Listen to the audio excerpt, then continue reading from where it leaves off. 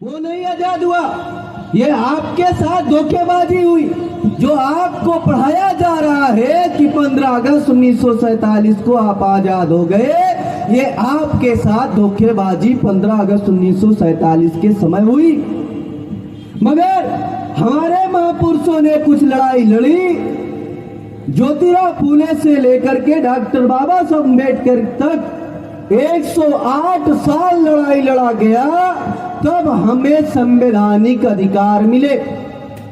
जो संवैधानिक अधिकार मिला, जिस संविधान के बदौलत आज समाज में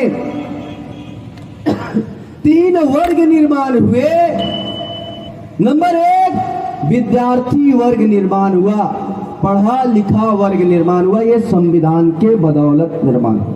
संविधान से पहले विद्यार्थी वर्ग नहीं था, शिक्षित वर्ग नहीं था, पढ़ा लिखा वर्ग नहीं था। ये संविधान आया 26 जनवरी 1950 को, तो आपको अधिकार मिला। अधिकार के बाद आपके समाज में पढ़ा लिखा वर्ग निर्माण होना शुरू हुआ। दूसरा वर्ग निर्माण हुआ संविधान के बदौलत, वो कर्मचारी वर्ग निर्माण हुआ। पढ़ाई लिखाई के बाद दूसरा वर्ग निर्माण हुआ, कर्मचारी वर्ग निर्माण हुआ। तीसरा वर्ग निर्माण हुआ, देश में नेता वर्ग निर्माण हुआ।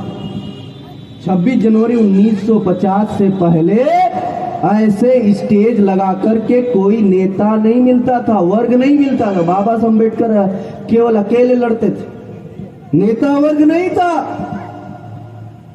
आज हम बेरोजगारों की संसद बुला रहे हैं, तो आज इतने नेता हो गए कि मना करना पड़ता है कम बोलो।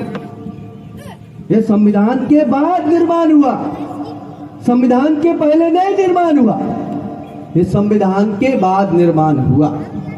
मगर जब 1992 में 1980 के दशक में एक आंदोलन चला देश में, वो मंडल कमीशन का आंदोलन चला। जब मंडल कमीशन का आंदोलन चला, तो शासक वर्गों को एक बात समझ में आया कि ये जो मंडल कमीशन है, ये ओबीसी के लिए, अधिकार के लिए है। मगर ये जो मंडल कमीशन है, इस मंडल कमीशन से केवल ओबीसी को प्रतिनिधि का सवाल नहीं था। मंडल कमीशन से 52% ओबीसी को नौकरी मिलता, रोजगार मिलता। 52% ओबीसी को रोजगार मिलता। मगर शासक वर्ग को यह बात एहसास हो गया कि संविधान में 26 जनवरी 1950 को एससी और एसटी को अधिकार बहाल हो गया, वो संवैधानिक अधिकार बहाल हो गया। मगर ओबीसी को अगर अधिकार दिया जाता है, तो ओबीसी और एससी एसटी मिला करके इस देश में इनकी आबादी 75% तक लोकतंत्र में रोजगार लेने के लिए तैयार हो जाएगी। तब इनको नौकरी की जरूरत पड़ जाएगी। 100 में 75% केवल एससी एसटी ओबीसी के लोगों को नौकरी देनी हो जाएगी। ये बात शासक वर्ग को समझ में आया, तो उसने सोचा कि ओबीसी को नहीं दिया जाना चाहिए। मगर आंदोलन इतना तेज था कि इस आंदोलन को वो दबा नहीं पाए।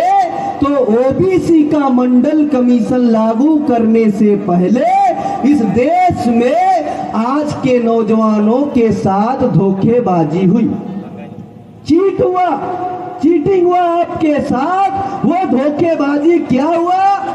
जिस संविधान में यह प्रावधान था, अभी एक साथी प्रश्नकाल के समय बताया कि संविधान के 16(4), 15(4) में हमें शिक्षा और नौकरी लेने का अधिकार है, फिर भी इसके बावजूद भी हमें नहीं दे रहा है सरकार।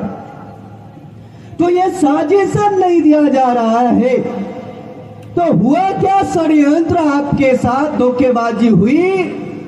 1991 में 16 नवंबर 1992 को ओबीसी का मंडल कमीशन लागू करने से पहले 1991 में इस देश में एक कानून लाया गया।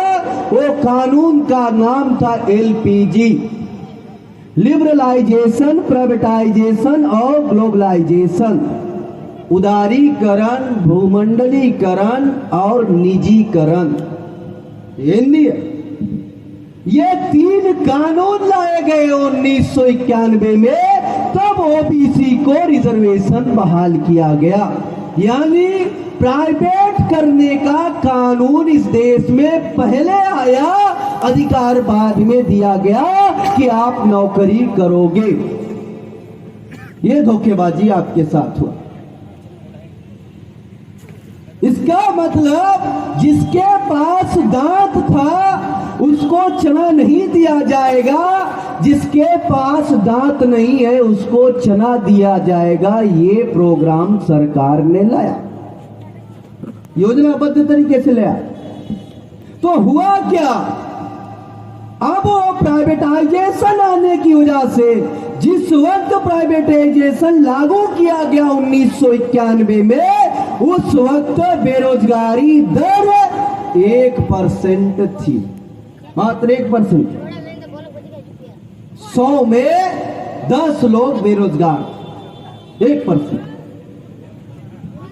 तो इस तरीके से तब उस वक्त बेरोजगारी दर 1% से कम थी, मगर 2002 तक 91 में एलपीजी लाया गया।